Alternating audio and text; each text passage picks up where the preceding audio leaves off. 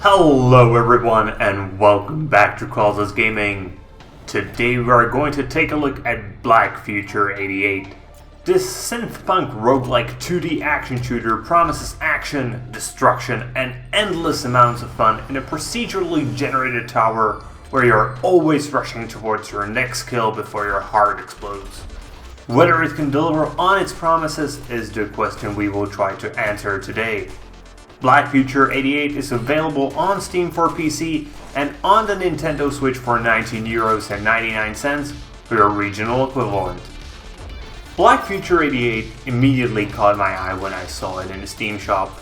It just looked like a distant cousin of the upcoming Cyberpunk 2077. You know, like the cousin you do not take on a full vacation because it's a bit insane, but the one you are more than happy to spend an afternoon having fun with his wild shenanigans. So I picked it up, and now it's time to review it. So, in terms of the gameplay, Black Future 88 is actually somewhat simple, at least when it comes to the basics. It is a bit of a platformer, but mostly a 2D shooter game. You choose your character, go into rooms, murder everything, and rinse and repeat until you meet a boss which, surprise surprise, you murder as well. Along the way you pick up weapons you like, upgrades, and money. The weapons are really the biggest thing here, though I do have a few issues with them. First off, you are given no info about them whatsoever, though that can easily be considered a boon by many. But for me personally, I would have preferred to have at least a bit of info instead of having to pick up a weapon that will replace one of the two weapons you currently have, as you cannot have more, only to discover, hey, this weapon sucks, I want my old one back. As the game has secret interactions between upgrades and weapons, sometimes giving them extra oomph, I understand they just cannot give you all information, but give me at least a bit of it.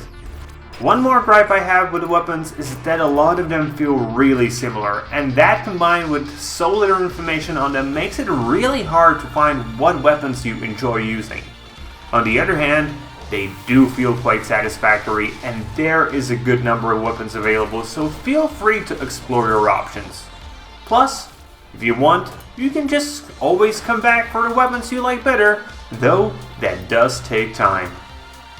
And time really is valuable in Black Future 88. You only have 80 minutes for each game. After 80 minutes, your heart explodes and the game ends. This may seem like a detriment to the game, but actually I quite like this feature.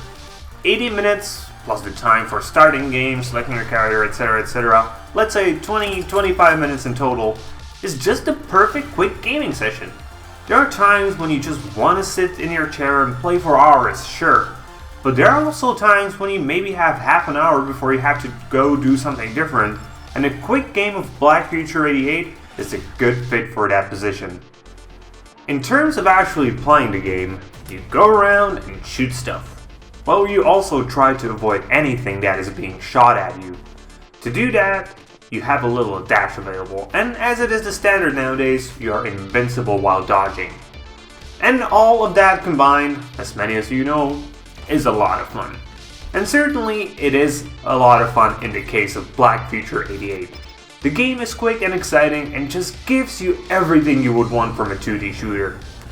What I also find fascinating is the fact that the game suggests you use a controller, as it claims that is the best way to play the game. I simply just cannot agree with that. Aiming is so much more easier with a keyboard and mouse combo. But if you're more used to that control scheme, I get it.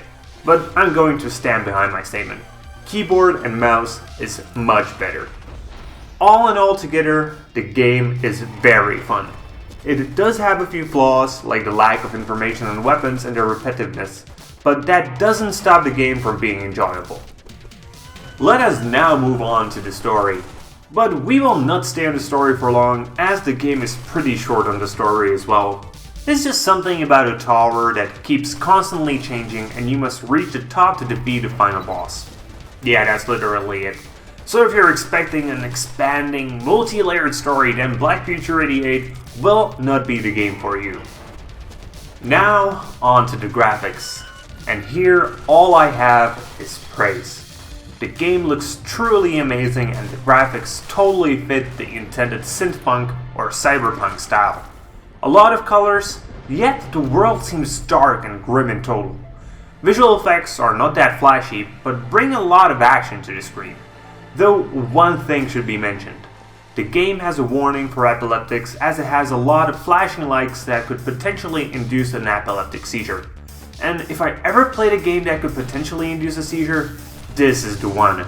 I myself am an epileptic, but my seizures are not triggered by light, so I had no problems, thankfully. The music too is quite fitting to the theme, though for the majority of the time you will not be hearing the music, instead you will be hearing the sound effects of shots. Yet, I cannot complain about music in any way. The music is not something I personally would put on in my spare time, but it fits the game well, and that's the important thing. And before we reach the conclusion, let's quickly look at the performance. And here again I have no gripes with Black Future 88. All good here. So, in conclusion, Black Future 88 is a good quality roguelike 2D shooter.